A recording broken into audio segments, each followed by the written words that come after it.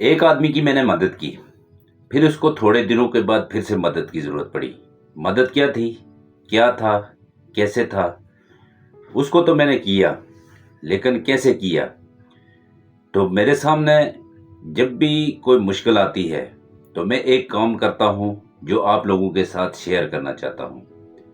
मैं हमेशा ये कोशिश करता हूँ कि कुरान पाक खोलकर दुआ करके अच्छी तरह से नवाफिल पढ़ के तो मैं कोशिश करता हूँ कि कुरान पाक से पूछ लूँ, क्योंकि ये वो किताब है जिसमें हर मसले का, हर मुश्किल का हल है।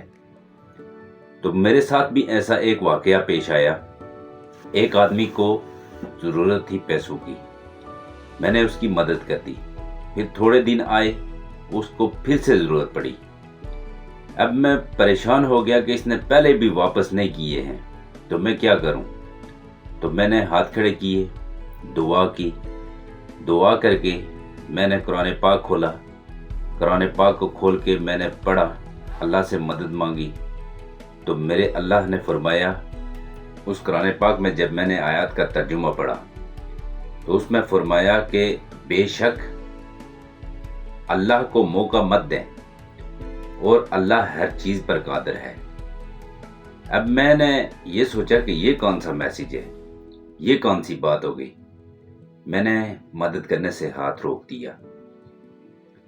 मदद करने से जब हाथ रोक दिया तो मैंने अल्लाह की शान देखी कि उस आदमी को जो कर्ज की ज़रूरत थी वो किसी और से पूरी हो गई। और जब पूरी हो गई तो काफ़ी दिनों के बाद जो है ना, फिर अगले महीने में उसको फिर से ज़रूरत पड़ी। फिर जब ज़रूरत पड़ी तो फिर मैंने दुआ की, कुरान पाक खोला, फिर मैंने पढ़ा। तो अल्लाह ताला ने कहा कि मैंने अल्लाह ताला से कहा, या अल्लाह मुझे दुनिया का बादशाह बनाएगा? तो अल्लाह ताला ने वो कुरान पाक में जो लिखा हुआ था एकदम से सामने आ गया कि अब्दुल मुनीब।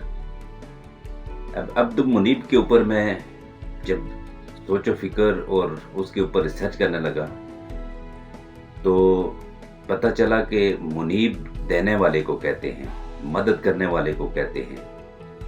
मुनीब देने वाला, मदद करने वाला होता है। तो मैं उसका बंदा हूँ। अपनी तरफ से मुझे बड़ी खुशी हुई और मैंने उसकी मदद कर ली। उसके बाद मैंने वजीफ़ा शुरू कर दिया। माल की कमी थी, मुश्किलात ने हर तरफ से मुझे घेरा हुआ था, हर टेंशन परेशानी मुझे थी। तो उसके बाद मैंने अब्दुल मुनीब, या मुनीबुन, या मुनीबुन, या मुनीबुन का वजीफ़ा शुरू किया। उसके बाद अभी तक अल्हम्दुलिल्लाह 5 साल हो गए, ना मुझे माल की कमी हुई, ना किसी और मुश्किल ने आकर मुझे घेरा, और उस बंदे ने अल्हम्दुलिल्लाह पैसे भी वापस कर दिए। तो ये जो छोटी सी बात थी मैं आपको शेयर करने वाला था।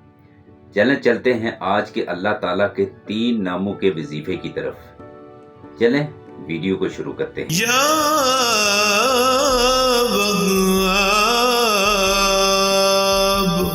या वहाबू, ऐ सब कुछ अता करने वाले।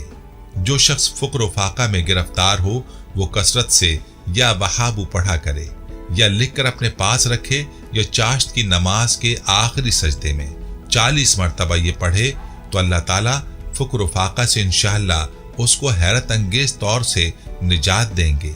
और अगर कोई हाजत दरपेश हो तो घर या मस्जिद के सहन में 3 बार सजदा करके हाथ उठाएं और 100 मरतबा ये इस्म पढ़ें, इंशाअल्लाह हाजत पूरी हो जाएगी।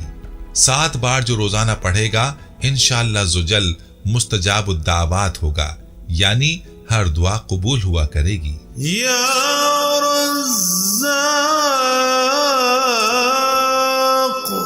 या रज़्ज़ाक़, बहुत बड़ी रोजी देने वाले। जो शख्स नमाज सुबह से पहले अपने मकान के चारों कोनों में 10 मरतबा या रज़्ज़ाक़ू को पढ़कर दम करेगा, अल्लाह ताला उस पर रिज़्क़ के दरवाजे इंशाअल्लाह खोल देंगे और बीमारी और मुफलिसी उसके घर में हरगिज़ न आएगी।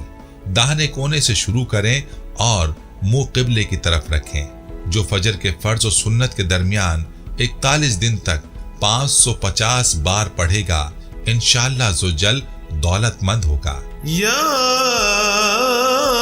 फत्ताह, या फत्ताह, ऐ बहुत बड़े मुश्किल कुशा, जो रोजाना बाद नमाज फजर 70 बार दोनों सीनों पर हाथ रख कर पढ़ा करेगा, इंशाअल्लाह ज़ुजल उसके दिल का जंग व मैल दूर होगा। या फत्ताहू 7 बार जो रोजाना किसी भी वक्त दिन में 1 मर्तबा पढ़ा करेगा, इंशाअल्लाह ज़ुजल उसका दिल रोशन होगा। उम्मीद है इस वीडियो से बहुत कुछ हमें सीखने को मिला होगा। सीखने को मिला है तो लाइक का बटन और दोस्तों के साथ ज़रूर शेयर करें, और मज़ीद ऐसी इस्लामिक और मालूमाती वीडियोज़ के लिए हमारे चैनल को सब्सक्राइब लाजमी करें। शुक्रिया, जज़ाकल्लाह, अल्लाह हाफिज़, फ़ी अमानिल्लाह।